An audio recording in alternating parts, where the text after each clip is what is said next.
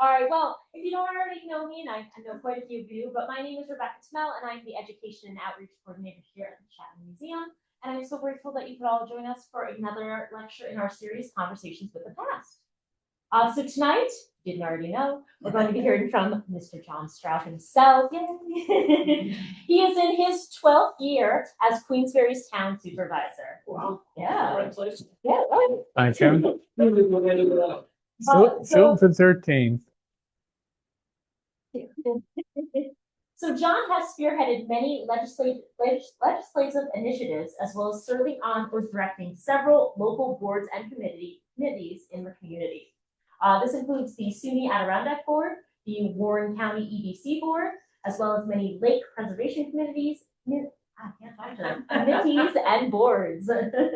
He developed, designed, and built the Rush Pondway and Halfway Brook hike and bike trail systems, oversaw the direction and implementation of many major infrastructure projects for Queensbury, and additionally, he has recently written and published several articles and essays on various land and water preservation projects, as well as historical summations on Blind Rock, Queensbury, Warren County, and others.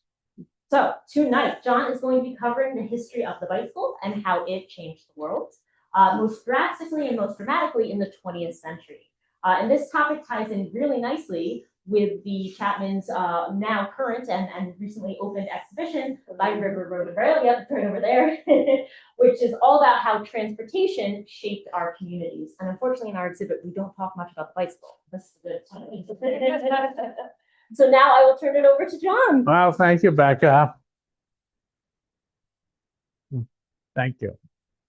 Well, you know, I got to kind of speed this along, because what you're getting is a combination of some of the presentations I've made to other groups.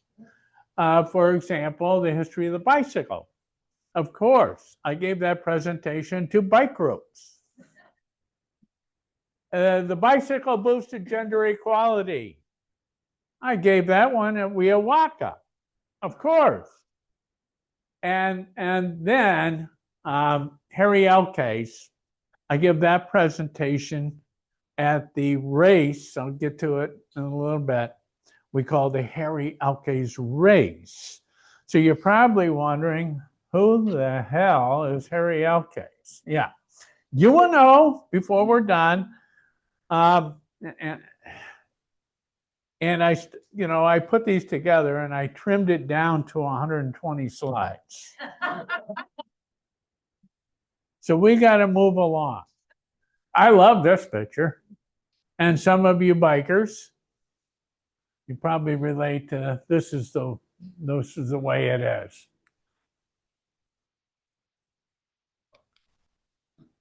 All right. Okay, now a little bit of the history of a bicycle. This looks like it would be very painful.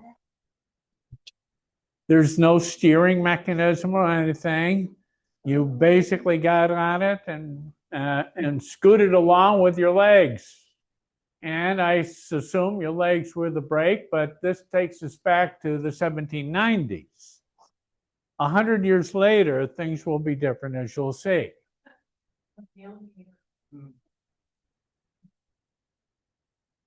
All right, so we advance along, we get into the early 19th century, and we have a draisine or velocipede, as they started to call bicycles early on. And this one was steerable. So you see, it was a little advanced over the other one. And this is a Dray 1817 design they called the Dandy Horse. All right.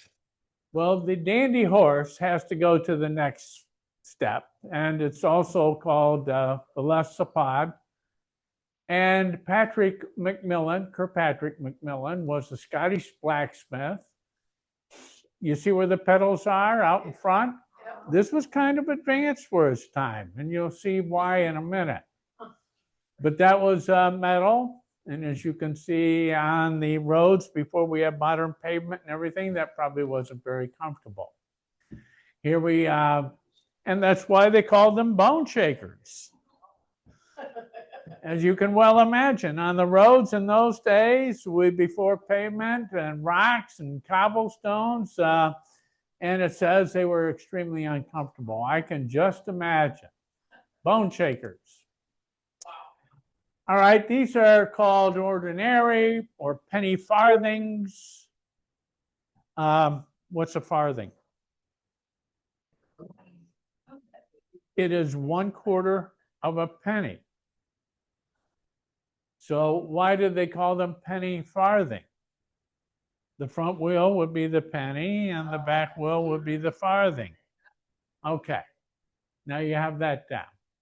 And before pneumatic tires, these were also another version of a bone shaker. Now we advance along, and the penny farthings, people are still using them today. Yes, they're dangerous.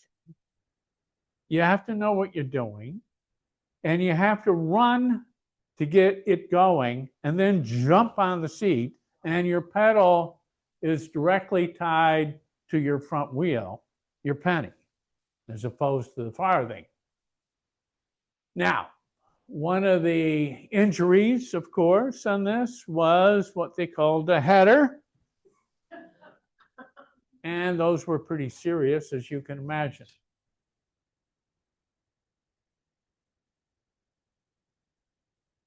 Now we're getting a little bit more sophisticated and more expensive. This would be for the ladies or for someone of the upper class who had the money for the extra styling and the extra wheel and such. But we are making progress.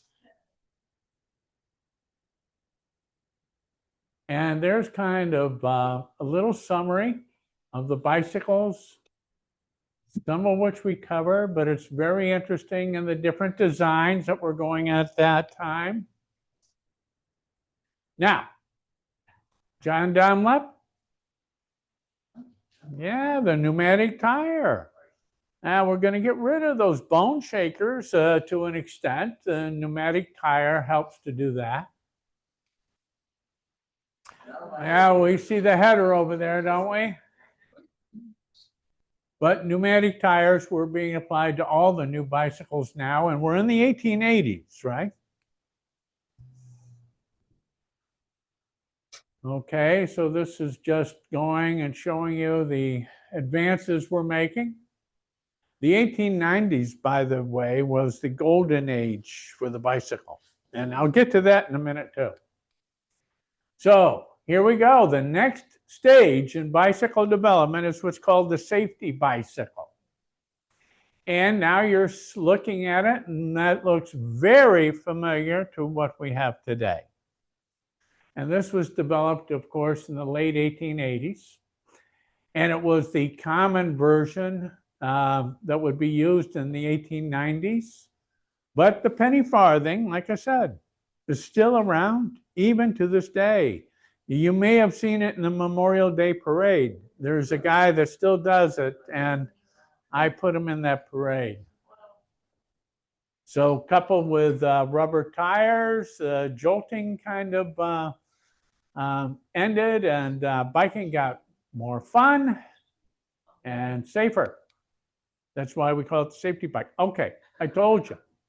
The golden age of cycling really was the 1890s. So here we got our safety bicycle, right? With pneumatic tires. Looks very familiar. We have a chain drive. And they did try the direct drive. And they're still to this day trying to do the direct drive without going through chains and derailleurs. But they just can't. The chain and derailleur that we currently have enables you to change gears. It's fairly lightweight. These tend to be heavier.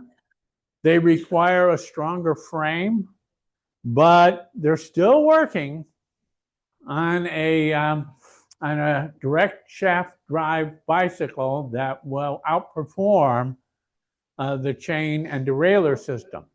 They haven't gotten there yet, but they're working on it. Okay, so bicycles for men, women, and even the police. Everyone's getting into the bicycles in the 1890s. And here you are. You can buy a bicycle for $75.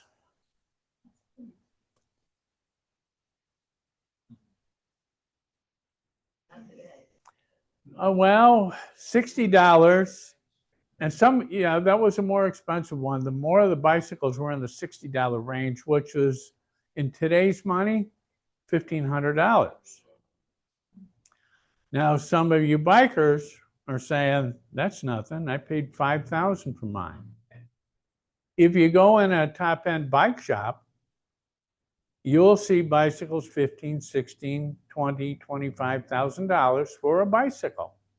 Of course, you can lift them with one hand. They're composites and they got all the new gearing and everything else. So you really got to be pretty serious if you want to spend $20,000 on a bike. But even then, you know, that $75 would be equivalent to what? Almost $1,800 in today's money.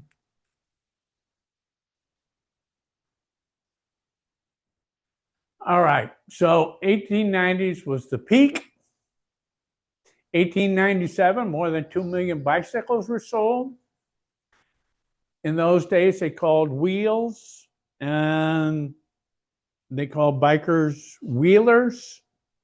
So you may have seen that term before. And bicycle paths were clogged with traffic on the weekends. Newspapers filled with cycling news. I have some of that for you. And then you know of two bicycle makers, Orville and Wilbur Wright. Now, as we get into the 20th century, they're going to try their craftsman abilities and develop something else, right? Okay, so 1896, Madison Square Gardens. Huge bicycle exhibition. Circus-like atmosphere, the newspaper articles claimed. Huge crowds. Well, you'll see some of the bicycle races would attract 20,000 people. Did we have bicycle races here in Warren County? Yeah, we did at the Warren County Fairgrounds, right down the road. Well, used to be. And as you see, they're getting pretty extravagant with bicycle paths. Here we have, yeah, here's the Waverly bicycle for $60. Remember, that's about $1,500. Yeah, there we go. I put it down there. But here's an ad out of a newspaper in the 1890s.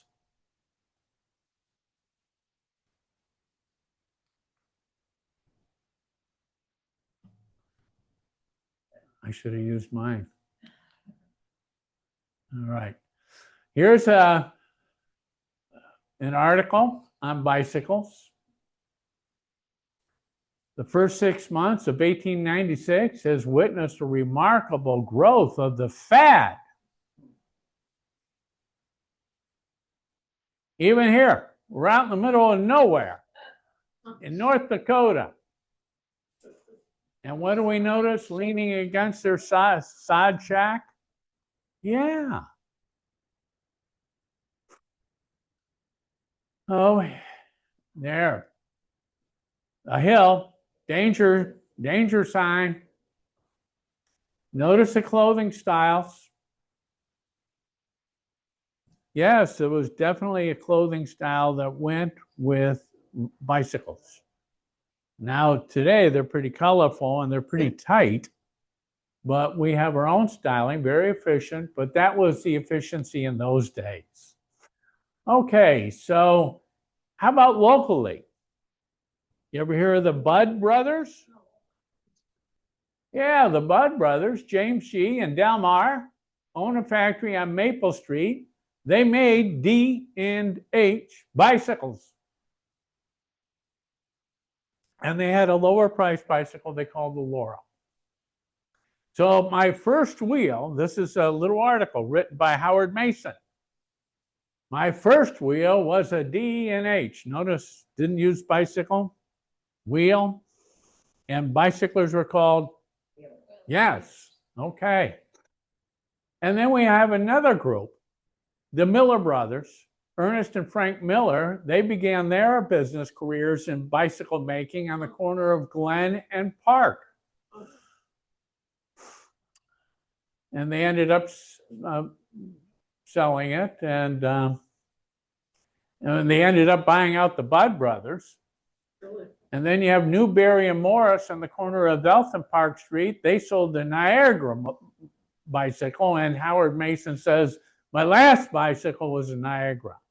And there was a club. We're going to talk about these clubs. The Century Club in our area. Oops. I got to get used to that. All right, so bicycle clubs. Let's talk about them. As you can see, there's men and women in this group. And my next one is, how did the bicycle help women get the right to vote? Okay. They are related. All right. Okay, here is the League of American Wheelmen, founded in 1880. Like I said, bicyclists were known as wheelmen in those days. They were lobbying for better roads. But the early wheelers faced a lot of hatred even. It says antagonism. But you'll see in a minute, it was really, there were here's your penny farthing group. Now, or what they call the high wheel bike club. Another word for a penny farthing is a high wheeler. They're not young either. What's that? I was just thinking they're not all that young either. No. Yeah. Good observation. You notice the variety of styles of bicycles. You see the penny farthings. You see the safety bikes there.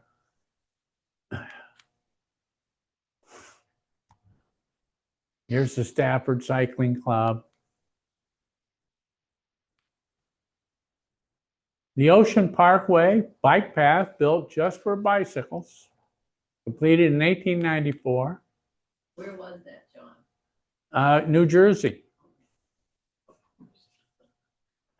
Here is back in Glens Falls. There's the new YMCA in the background. Well, it was for me. That's where I learned to swim. Now we got the new YMCA down below, and that's even expanded beyond that. But here you can see the bicycling craze was here. Of course it's here. And another picture I found and I just love, so I had to bring it to your attention. Just shows the evolution in a kind of a summary way.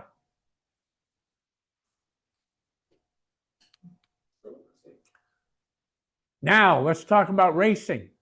Yeah, they used to race those penny farthings. Yeah. Women would race penny farthings. So what's the first competition women were allowed to participate in and race? I dare you to give me an example. Bicycle races. Women got into bicycle racing. Okay, so the first bicycle race we think dates back to 1868. It's a 1,200-meter race. Now that's about 0.8 of a mile. And it was in Paris. And it was won by an Englishman, James Moore. He rode on a wooden bicycle with iron tires.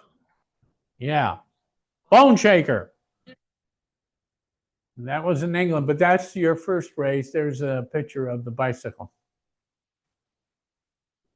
Yep, like I said, now we got pneumatic tires, and we have the races on the penny farthing, 1889. Now we see the development of the velodromes all over the world, and more than 100 across the United States. And they had these 6-day events.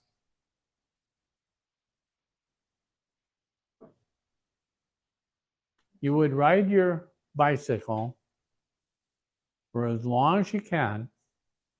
The event's a 6-day. And the whole thing takes place in that arena? Just go around and around? Yeah. Well, you think that's a little on the extreme side. So did other people. It was the 6-day racing I was just telling you about. And they used to call it gravel racing, but here the gravel went almost immediately to the wood floors in these velodromes. And they would go for 6 days. Most of them didn't last 6 days. So you lasted 6 days and you went farther than anybody else, you won. Okay, that didn't last long. So towards the end of the 1890s, they went to a 2-man alternating race. It was still called a 6-day race, and it was a 6-day race. Not just men, women were doing 6-day races too. Okay, so here we see some of the tension. You see the National Cyclist Union banned racing on public roads. They're not just racing cyclists, but all cycling was banned on public roads. They said it wasn't safe. So events organized by the clubs in the 1880s used the quieter country roads, but they were constantly interrupted by the police. And sometimes the police batons would be thrown into the spokes just to ruin the bicycler's day. Yeah, there was a lot of tension. Yeah. Now the Olympics. Here are the 2 first winners of the Olympic Games and bicycling in the Olympics. So that was 1896. Now, should you be cycling on a Sunday? No, you should not be. Sundays are meant for the family gathering, church, then getting together. So in many municipalities, it was banned. All bicycling was banned on Sundays. All right, here's your first Tour de France in 1903. And yeah, they did it in 6 stages and 1,509 miles. The first one was won by Maurice Garin. Now, today's Tour de France is what, 21 segments? 21 stages and is about 2,100 miles, isn't it? Yeah. It varies from year to year, but about 2,100 miles today. Now, can you imagine doing that on a bicycle? I did the Erie Canal Trail from Buffalo to Albany. And I go, oh my God. I went to college at UB, and so I drove that miserably boring drive many times. It actually wasn't so boring on a bicycle. No, I got to see many interesting events, and I did get a presentation on my trip on the Erie Canal via bicycle. It took about total, because I did it in parts, probably about 6 days. I was taking my time. I wasn't in any hurry. I went and saw the locks, and I could tell you stories, but I'm going to go later. I'm going to go way late. But a lot of interesting things happened on my way from Buffalo to Albany. And again, the Tour de France. Now, there was big money in this. I'm going to get into this a little bit more detail. I've already gone a half an hour. I'm only about a third of the way through. Yeah, $5,000 for a 6-day grind. This is at a time when the average American was making $15 a week. You could make good money riding bicycles. I mean, racing, doing the bents. Yeah, here's a 6-tuple tandem.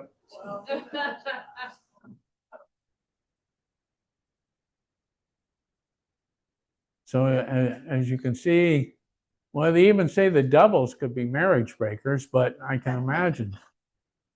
Now, so here they raced the locomotive. Guess who won? I think I put it up there, didn't I? Yeah.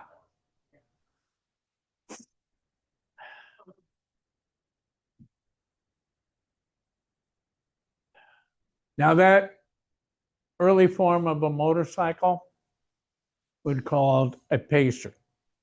Now, please keep that in mind. Put the image of a pacer in your head. It's going to come back. It's going to come back and haunt us, actually.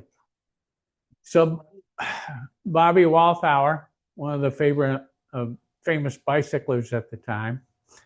Yes. Did they have serious injuries? Yeah. 28 fractures, the right collarbone, 18 to the left, 32 broken ribs, 60 stitches to his face and head. Okay, now let's talk about what did the bicycle have to do with the women's equality movement? You're wondering. It had a lot to do with it. Let's get into it. All right, here's a lady early on in the late 1800s on her velocipede. So the bicycle, inspired a whole movement. There was no longer any excuse for a woman to have to stay home, be accompanied by a male in the carriage goes, or she's going to walk by downtown, she has to be accompanied by a male. Well, on a bicycle, you're on your own. And I gave this presentation, I had a lady come up to me. Yes, sir. And she was older than I am. Yes, sir, that bicycle liberated us. And I'm not going to tell you any of the stories, but they liberated us. But also, women too could become athletes. Well, we're not that liberated, so I had to cover that up, if you don't mind. But it's showing you the liberation was here in the 1890s. Okay. Like their self-perception, women's clothing became more independent and functional. Could you imagine trying to ride a bicycle? No, that ain't going to work. Come on. Yeah. And her style of dress was kind of her symbol of vassalage. Now we need to liberate her. So says Lucy Stone. All right, and then we got the 1890s was also a new coloring came out. Wow. Now notice how sleek the dresses are getting. Competitive, sporty, emancipated, beautiful. The Gibson girl. The bustle has to go, right?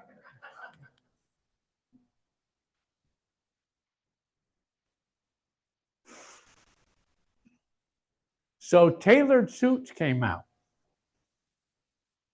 Now, how do you think that went with traditional men or traditional women? They did not like that. But if you're going to ride a bicycle, that form of clothing, less than ideal, you and I know, but still better suited. And so you see the women are making a clear statement. They deserved and wanted more independence. Here you see the newspapers. They're showing women. They're showing women in their new stylish suits, riding bicycles. The bloomer. Yeah, you're daring female bicyclists would wear just their bloomers. Well, you and I, that would make sense, right? But some of the women who wore bloomers were actually looking at the other side of the bars in a jail. So we have the new woman breaking with convention, working outside the home. You see the bicycle dress. Yes. The new woman saw herself being equal, and the bicycle helped her to assert that. Now, how about a scorcher? Yeah, I like that name, Scorcher. Daring, independent, woman bicyclist. And she's got a trim version of bloomers and socks. As you can see, the suit that she's wearing is much more fitting in riding a bicycle. So they were single or were they married? Well, as you see here, there's a little article, a cartoon.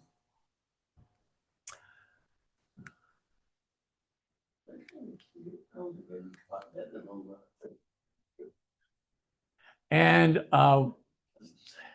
Elizabeth Cady Stanton, you're all familiar with her. She says women will never hold a true position until, by a firm muscle and a steady nerve, she can maintain the rights she claims. But she cannot make the first move until she casts away her swaddling clothes. And now you have skirt holders being developed for, not everyone is going to be a scorcher or being in their bloomers. Some of your women will, tail behind in the traditional dress, and they will need skirt holders.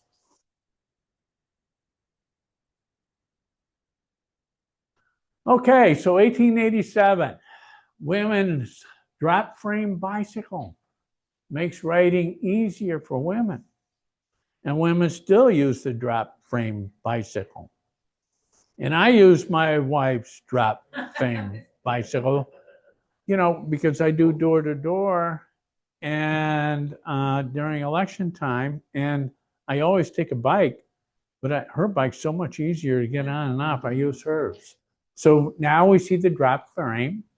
Chicago wheel woman arrested for flesh-colored tights. 96, the Washington Evening Star reports on bloomers and bicycles in Paris. 1896, British fashion designers bicycle skirt. They sold enough bicycle skirts to make $5,000 in 4 days. 1896, July 9th, bicycling leads to an upswing in immorality among American women. Yes. 1896, the first six-day bicycle race for women at Madison Square Garden. And then in 1907, a St. Paul minister gives the thumb up to bicycle skirts height 2 inches above the ankle. Thumbs up for that one. And then the little thing, cycling is fashionable. Frances Willard. Now I'm going to focus on some of the women who were leaders of the bicycle movement, the independence movement, the emancipation movement. So at age 53, Frances Willard resolved to learn to ride a bicycle.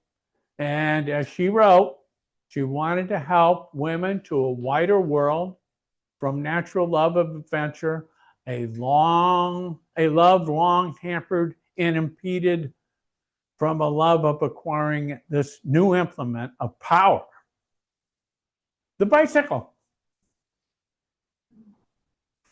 And the bicycle is certainly part of the story of standing up for what is right. I was almost home when I saw our new next door neighbor, Mrs. Frances Willard, standing in front of her house. Oddly enough, she was holding on to a safety bicycle. And then Annie Londonderry Kopchowski, 1894, sets out to become the first woman to bicycle around the world. 1894, folks. And it lasted 15 months, and she got $5,000 for doing it. That was big money. Then we have Frances Bullock Workman. And she was a little bit of everything. And she was one of the first female professional mountaineers. She explored, wrote about her adventures.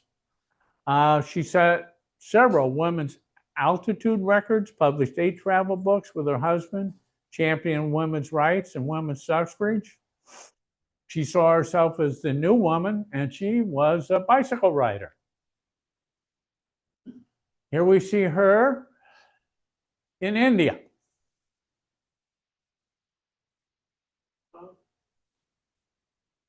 Now, Tessie Reynolds, you can see she's a little bit more independent by the looks of her, I would say. So, 16 years old, from England, rides her bicycle to London back, a distance of 120 miles in 8.5 hours. She wore the shocking rational dress, a long jacket over knickers, which outraged some observers. So, and her bicycle was fairly primitive, only had one gear. It appeared to be built in 1890 by Lovelace. And even then, her clothing was somewhat cumbersome, but she wore this long jacket over knickerbockers. And some people consider that outfit scandalous. Yeah, I know, give me a break. It gets worse, folks. It gets worse. Yeah, well, we certainly don't want women riding bicycles and, you know. So we have to design a bicycle seat just for them. Here is a men's and women's bicycling club. Here's a women's bicycling club from Connecticut. Now here I told you about women high wheelers, or penny farthings, as I prefer to call them. Elsa von Blumen, Rochester, New York, rode 1,000 miles during a 6-day marathon in Pittsburgh, Pennsylvania. Yeah, well, taking stimulants, cocaine, that was common in those days in these 6-day races. How are you going to stay awake 6 days? I mean, you know, you're going to win $5,000. And there was no law against using cocaine and stimulants in those days. So she was a high wheel racer. And Amelia Legal from Brittany, Northwest France. What an athlete. 1890s. And here she's riding her French-made Gladiator bicycle, which looks pretty advanced. She set the world's record, 100 kilometers in Westminster, England. The first 6-day race for women was, like I said before in a previous one, Madison Square Garden. Susan B. Anthony. Bicycling had done more to emancipate women than anything else in the world. And if Susan B. Anthony says it, people pay attention. Okay, now, how about our local boy, Harry Elkes? The fastest bicycler in the world. He's buried in Bay Street Cemetery.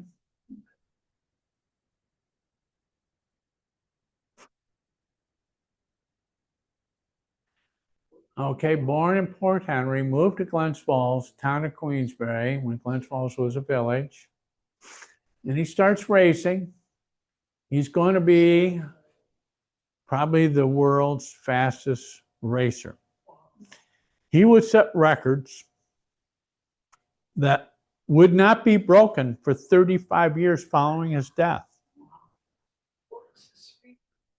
What's that? He could go almost 50 miles an hour on a bicycle. Now, you know, that's moving. Yeah. Their gears in his bike. One gear. Yeah, be tough starting off. And a lot of that was in the velodromes.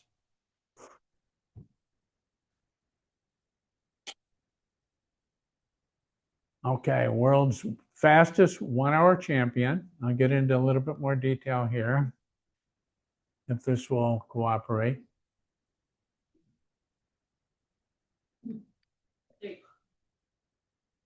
All right, a part of what made Harry Elkes was his father, William Elkes.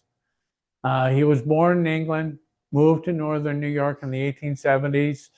He was a big competitor. He was like a walker, fast walker, racer, and things like that. He would push Harry and push Harry. A little bit more about his father, but like I said, he was a big promoter. Over here in the Warren County Fairgrounds, just down the road, they would have 6-day races. And he was one of, I think he started the first 6-day race here in Glens Falls. Okay. 13-year-old Harry, his father fostered this competitive spirit. He would develop strong legs. He would be seen bicycling all around Glens Falls area. Here we are at the Warren County Fairgrounds, just down the street. So in 1893, Harry won 7 races. 1894, Harry did a 2.07 paced mile. Not bad for a 16-year-old. He went from Class A to Class B, and now allowed by the League of American Wheelmen to accept money. And there was big money in this. In 1896, he shatters the first world record in the world's 10-mile bicycle record. In Saratoga, he sets a new professional record for a paced mile at a little over a minute.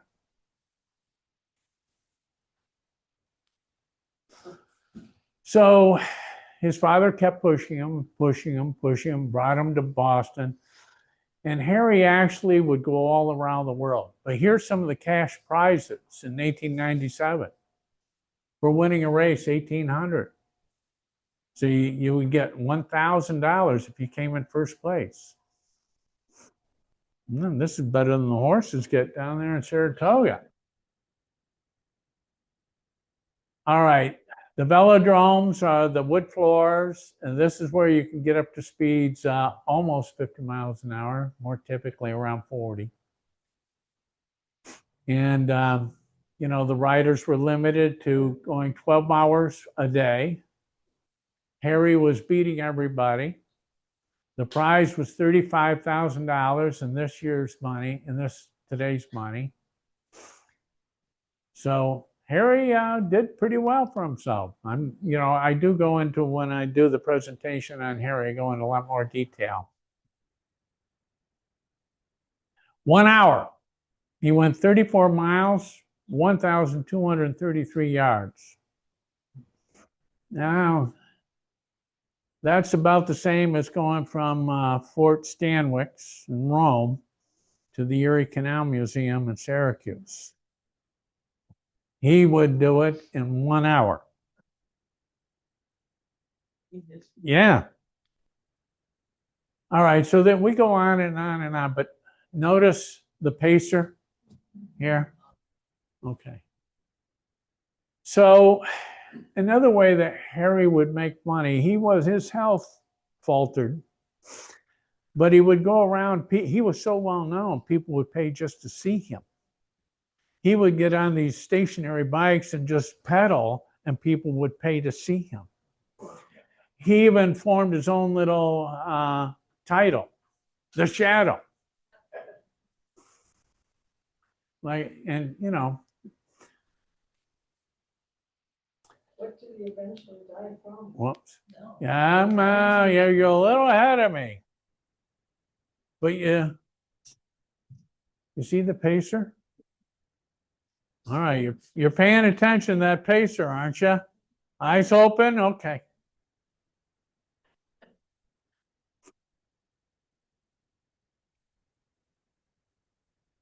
We go on and on here. You see the pacer? I go, you don't need to know. He was one heck of a bicyclist. But you see 12,000 spectators. These weren't small events. These were big events. Glens Falls, the fairgrounds, they were packed to see Harry Elkes in these bicycle races. Here he is. He comes back to Glens Falls. 1,000 well-wishers greeted him.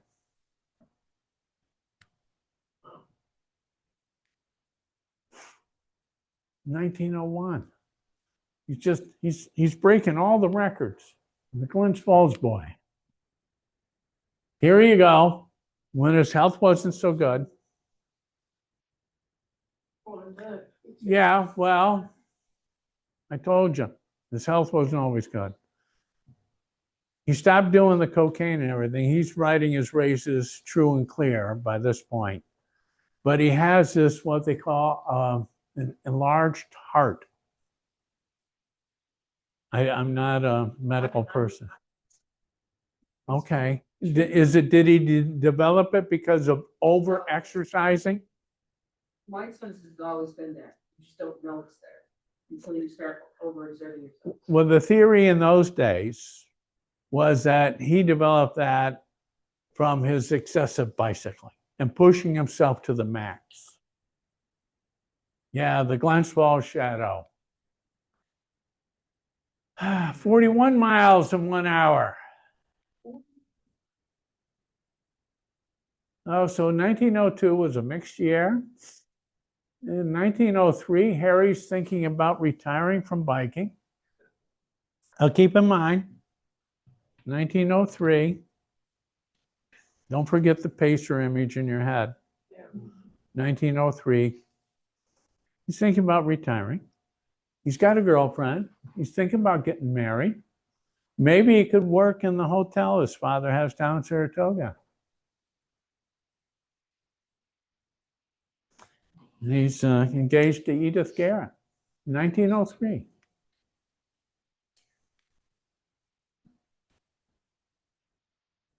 I don't know why See, if I do this, it works. Did you notice that? All right, so here we are. Memorial Day, 1903. We're at Charles River Park, Boston, Mass. He's leading the field. He's already broken some of the records during the day. So he's going 50 miles an hour, 33-degree banking, and his tire explodes. His chain comes off. He goes down on the velodrome wooden floor. And guess who was right behind him? The pacer. Yes, he was practically beheaded. Blood spew all over the place. And of course, in the newspapers, this was Harry Elkes left a hole that would never be filled. So here he is. If you want to go to Bay Street Cemetery, some supporters and friends of his put this together for him in his memory. This is where he's buried. His sisters and mother are buried here too. But notice the wheel and the wings. So when you go looking for his headstone in the cemetery, because you want to go for a walk or a bike ride. Yeah. So yeah, here's an article I found that he does have folks that were related to him still around. And Maury Thompson writes a story. And Wayne Wright reports that he would go up and down Glen Street Hill 20 times a day just to get his legs and get in shape. And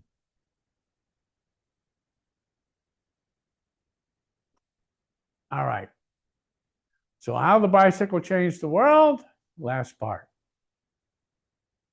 Yeah, not bad. All right. I'm one of the founders of the Warren County Safe and Quality Bicycle Organization. I'm still on the board. I've stepped down from the leadership of that organization. I've let the younger people, younger than me, take over. They said, well, we got to change the name.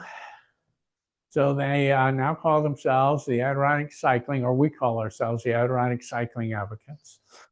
And we wanted to put together a bike ride of our own. I said, let's call it Harry Elkes Ride. And even they said, what? I said, Harry Elkes. You don't know Harry Elkes? And you're bicyclers? So I said, why don't we call the ride Harry Elkes Ride? And I told them the history. And they said, yeah, that's very appropriate. So every year now, we have the Harry Elkes Ride. The first year, which was 10 years ago, we had about 30 riders. This year, we had 144 riders. It takes place up at the hub is where we start and end up in Oregon. Brant Lake, right. All right, so here we are. People registering, you get a free t-shirt. It's at the hub, Brant Lake, thank you. Here we are, some of the riders after the ride, we get together, we eat, we have a few beers and such.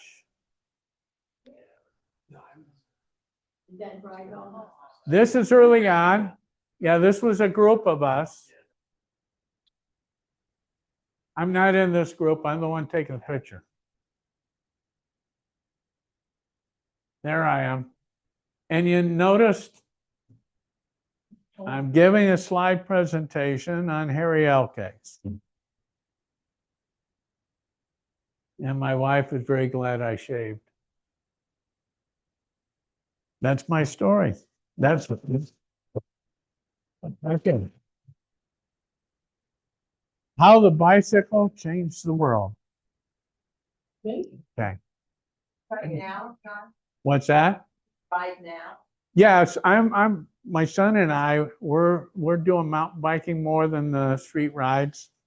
Yeah, once in a while we'll get in the mood to go up to Lake George on our mountain bikes, but mountain biking just a thrill. As a matter of fact, I got my two grandsons, and I took them out mountain biking.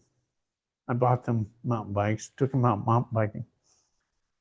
So their mother comes up a couple weeks ago. It was a Sunday. And I said, what are you guys doing today? They're up to my house. And, oh, we're going to go to the Great Escape. Oh, I said, oh, okay. I said, I was going to take the boys mountain biking. Mountain biking, Grandpa. We want to go mountain biking.